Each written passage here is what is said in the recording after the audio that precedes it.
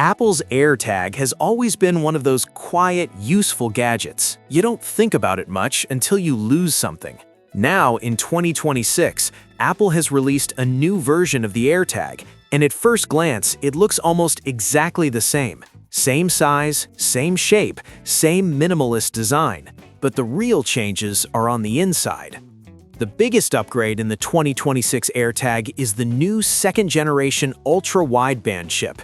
This is what powers precision finding, the feature that shows arrows and distance when you're trying to locate a lost item.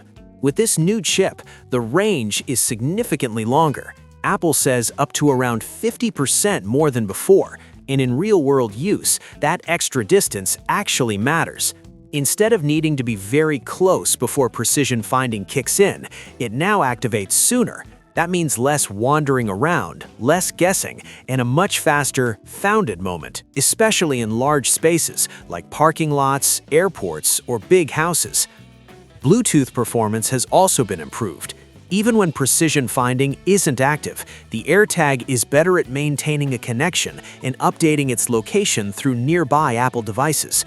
It's not flashy, but it makes the tracking feel more reliable overall. Another noticeable change is the speaker. The new AirTag is louder, and not just slightly louder. The sound is sharper, higher pitched, and much easier to hear. If you've ever struggled to hear an AirTag buried under a couch cushion or inside a noisy room, this upgrade alone feels worth it. Apple has also expanded how you can interact with the AirTag. For the first time, precision finding works directly on supported Apple Watches. That means you can locate your items straight from your wrist without pulling out your iPhone. It's a small quality-of-life improvement, but one that fits perfectly into Apple's ecosystem approach. Speaking of ecosystem, everything else remains very familiar. Setup is instant. Bring the AirTag near your iPhone, tap Connect, name it, and you're done.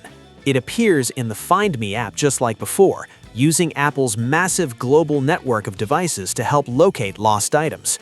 The design, however, hasn't changed at all. There's still no built-in hole for a keyring, which means you'll need an accessory if you want to attach it to keys or bags. The upside is that all existing AirTag accessories still work perfectly with this new model.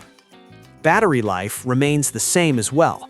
It still uses a standard replaceable coin cell battery, lasting about a year depending on usage. No charging cables, no maintenance headaches, just swap the battery when needed. So how does all of this translate to everyday use? In practice, the 2026 AirTag feels more confident. It finds things faster, works from farther away, and makes itself easier to hear when it's nearby. These aren't dramatic, headline-grabbing changes, but they directly improve the one job the AirTag is meant to do, helping you find your stuff. The price stays the same as the previous generation, which makes the upgrades feel even more reasonable. You're paying the same amount, but getting a better experience.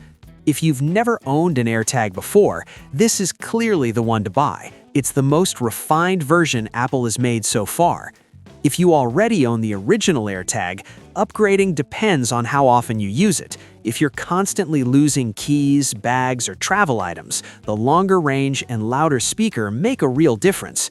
If not, the older version still does the job. Overall, the 2026 AirTag isn't about reinventing the product. It's about quietly fixing the small frustrations and making something good work even better. And sometimes, that's exactly the kind of upgrade that matters most.